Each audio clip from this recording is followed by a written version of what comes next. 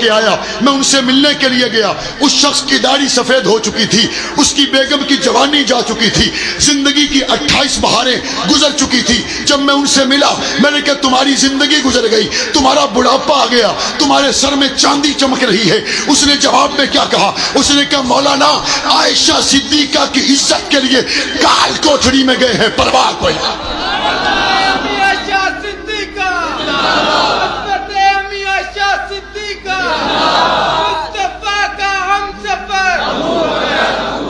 ہم نے زبانی دعوے نہیں کیے, ہم نے زبانی دعوے نہیں کیے. میری جنگ کی دھرتی کا ایک شخص وہ بھی ہے جس کا نام شوکت ہے, میں اس کا واقعہ سناؤں گا, لیکن اس سے پہلے میں چاہتا ہوں مجمع میں 20 سال کا جوان بھی ہاتھ کھڑا کر لے, 21 سال کا ہاتھ کھڑا کر لے, 23, 24, 25, 26 سال کا ہاتھ کھڑا کر لے, 27 سال تک کے جتنے نوجوان ہیں سارے ہاتھ کھڑا کر لیں. یہ شوکت کون ہے جو 28 سال 6 مہینے کے بعد باہر آیا؟ کیا مطلب ہے؟ آپ کے پیدا ہونے سے بھی پہلے وہ کال کوٹھڑی میں تھا, آپ کے پیدا ہونے سے بھی پہلے وہ پابند سلاسل تھا. 28 سال 6 مہینے کے بعد جب وہ آیا, اس کی داڑھی سفید تھی, اس کی کمر جھک چکی تھی. اس نے مجھے کہا مولانا دنیا کی تاریخ میں مجھ سے لمبا قیدی کوئی نہیں, دنیا کی تاریخ میں مجھ سے لمبی قید کسی نے نہیں کاٹی. نیلسن منڈیلا نے بھی 27 سال قید کاٹی تھی, میں نے 28 سال 6 مہینے قید کاٹی ہے. میں نے کہا شوکت تیرے جذبات کیا ہیں؟ اس نے کہا نبی کے ابو بکر کے لیے کاٹے ہیں, پرواہ کوئی. ہم پہ تنقید کرنے والوں ضرور کرو, لیکن کوئی شوکت جیسا بھی لے کر آؤ. ہم پہ تنقید کرنے والوں شوق سے کرو, لیکن کراچی کے اس بوڑھے جیسا بھی لے کر آؤ. آپ میں اس پورے مجمع میں اگر کسی کو اللہ نے 4 بیٹے دیے تو ہاتھ کھڑا کرے, جس کے 4 بیٹے ہوں ہاتھ کھڑا کرے. اللہ آپ کے بچوں کی جوانی میں صحت میں برکت کرے.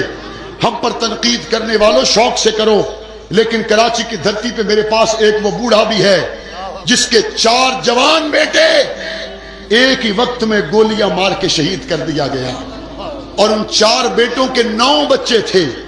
9 بچے ایک ہی وقت میں یتیم ہو گئے. دوسرے دن ان 4 بیٹوں کے جنازے سامنے رکھے ہوئے تھے, اور بوڑھا باپ اپنے 4 بیٹوں کی میت پہ پہنچا اور منہ مدینے کی طرف کر کے کہنے لگا یا رسول اللہ آپ کے ابو بکر و عمر کے لیے یہ 4 قربان کیے, 4 اور بھی ہوتے تو قربان کر دو.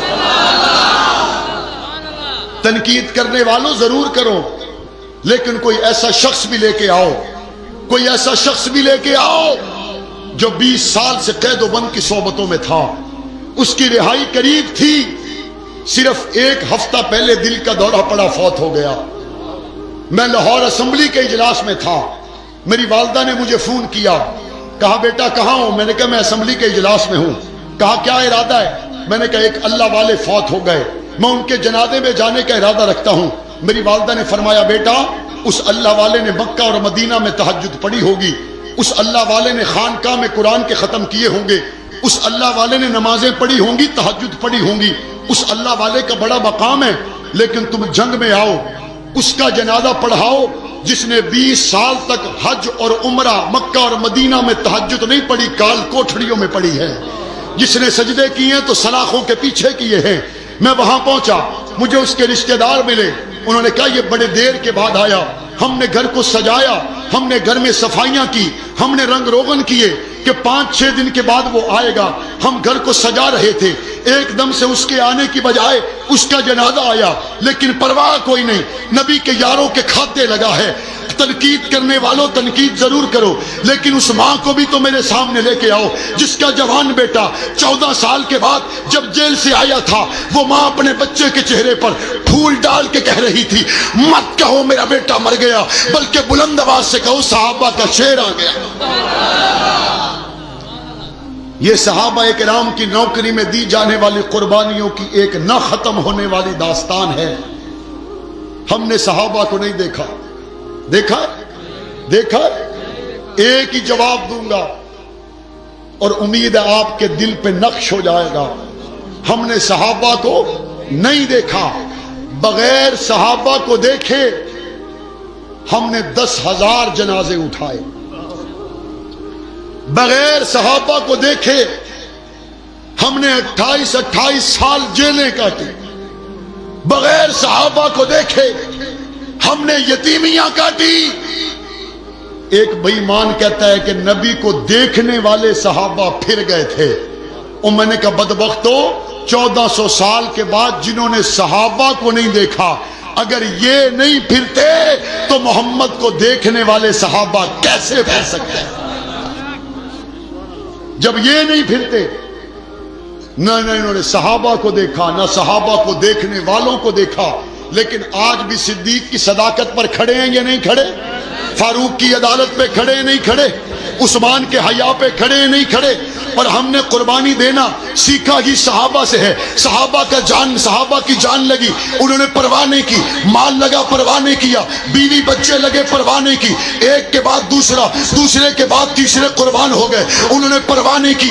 اے اصحاب محمد، آپ کی دی جانے والی قربانیوں سے آج ہمارا بھی وعدہ ہے، جس طرح آپ پاک پیغمبر کے لیے کٹ گئے، ہم بھی آپ کے لیے کٹ جائیں گے، قربانیاں دے جائیں گے، لیکن آپ کی عزت پر، آپ کی ناموس پر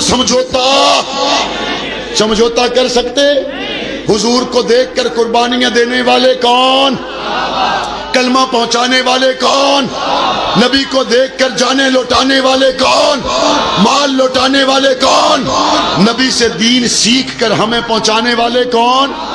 وہ نبی کے غلام ہم صحابہ کے، وہ نبی کے چاہنے والے ہم صحابہ کے، وہ نبی کے جانثار ہم صحابہ کے، اور انشاءاللہ وقت آئے گا